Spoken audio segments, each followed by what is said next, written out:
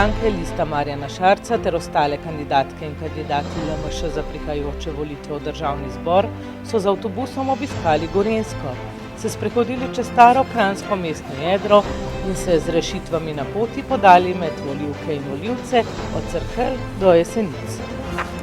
Gospod Šarec, dobrodošli v Kranju, torej sončno vreme prinaša tudi pozitivne poglede v prihodnost. Ja, zagotovo prihodnost bo takšna, kakršno si bomo naredili.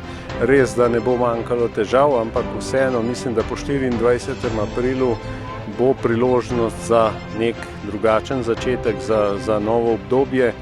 In danes smo v Kranju na naši avtobusni turneji, danes obdelujemo Gorenjsko, šli bomo do Jesenic in se pogovarjali z ljudmi, poslušali njihove probleme, pripombe, tudi kaj razložili, če bo potrebno, kajti zdi se nam, da je tak neposreden pristop najbolj učinkovit, da te ljudje srečajo, vidijo v živo in je čisto drugačen občutek. Tako da ta naša turneja je zdaj že tradicionalna na vsakih volitvah praktično in tudi letos. Na Gorenjsko torej prinašate prave rešitve? Ja, naš slogan normalizacija, rešitve, razvoj. Tudi naša tura se imenuje Rešitve na poti, kajti ključno bo po 24. aprilu, da bomo čim prej našli rešitve za vse izzive. Mi smo v našem programu naslovili 373 rešitev za 73 izzivov in zagotovo bo zelo pomembno, da se takoj po volitvah oblikuje čim bolj močna vlada, da bomo lahko začeli reševati težave. Z rešitvami boste nadaljevali tudi v prihodnje? Ja, seveda, vsekakor.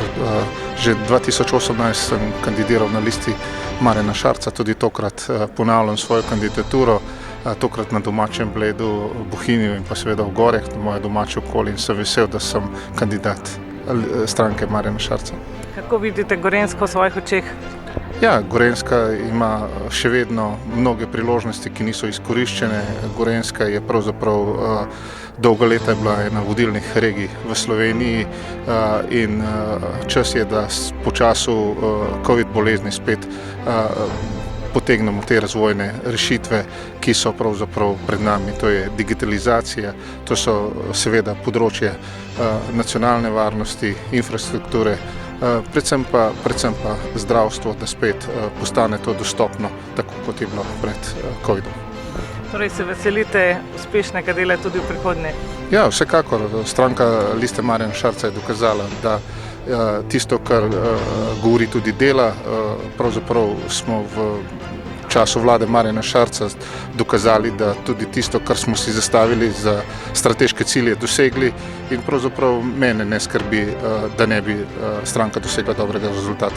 Kandidirate na domačem terenu, torej vidite rešitve za prihodnost Slovenije in Gorenjske? No, predvsem vidim za Slovenijo kot državo, te so državnozborske volitve. Stranka LMŠ je načelna, zato sem se tudi odločil, da kandidiram na njihovi listi.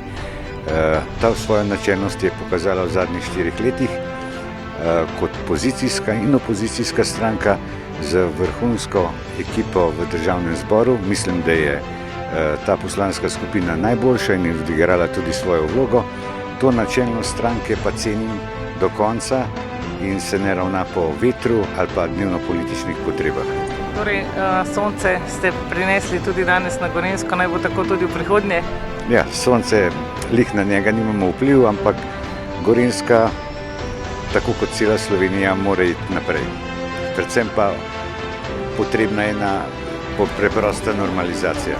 Za kandidaturo sem se odločila zato, ker me moti stanje, kot je v državi v tem trenutku. Predvsem me moti, da ni svobode govora, da ni zdravstvo urejeno, da socialne teme niso na prvem mestu in take stvari. Moti me, da so protestniki dobivali kazni zaradi ustavno zagotovljene pravice do protestov in tako naprej. Dost sem imela vsega in sem rekla, zdaj pa grem. Torej so rešitve za Gorenjsko? Vsekakor so rešitve za Gorenjsko, veliko jih je, saj ne, da bi Gorenjska zaostajala za drugimi regijami. Daleč od tega, Gorenjska je zelo napredna regija imamo zelo veliko za pokazati, zelo veliko tudi dobrih in zelo sposobnih ljudi. Je pa vedno seveda pot naprej odprta in se veselim delovanja na tem področju. Vsekakor si želite poslanskega dela v prihodnjih 4 letih. 4 leta so za vami. Kaj vse ste naredili in česa si želite? Kaj bi še lahko postorili? Kot poslanec sem se v državnem zboru zavzemal predvsem za razumske, učinkovite in pa strokovne rešitve na vseh področjih. Sem sodita vsekakor področje financ in pa gospodarstva, ki sta bili ključni pri delu Komisije za nadzor financ, katero tudi vodim v državnem zboru.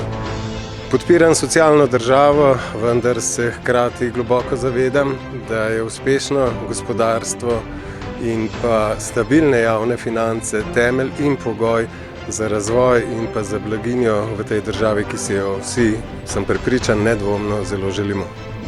Da bo še lepše živeti pri nas.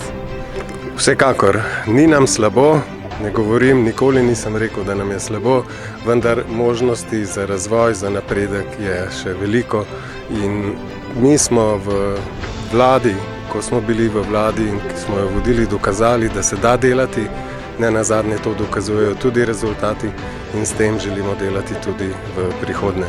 Torej ravno zato je stranka Liste Marjana Šarca tista pravšnja. Stranka Liste Marjana Šarca ima in zagovarja podobna stališča in vrednote, kot so tudi moja osebno. V ospredje predstavlja človeka, ki je del skupnosti in to je pogoj za razvoj družbe kot celote. Zakaj si boste prizadevali v parlamentu?